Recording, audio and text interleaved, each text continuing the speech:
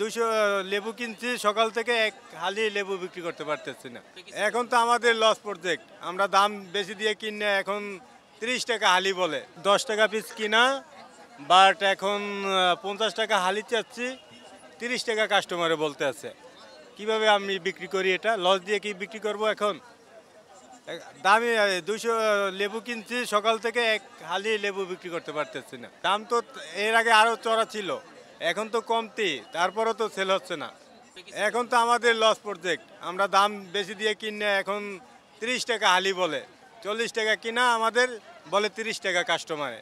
তাহলে কিভাবে আমাদের ব্যবসা হবে আর আমরা কিভাবে চলবো? হ্যাঁ, লেবুর দাম তো এখন কমেই গেছে, এখন 40 টাকা কেনা, 30 টাকা কাস্টমারে বলে, তারপর বললে হাইটে যায়, দাঁড়ায়ও না, মানে কেনার কোনো মতামত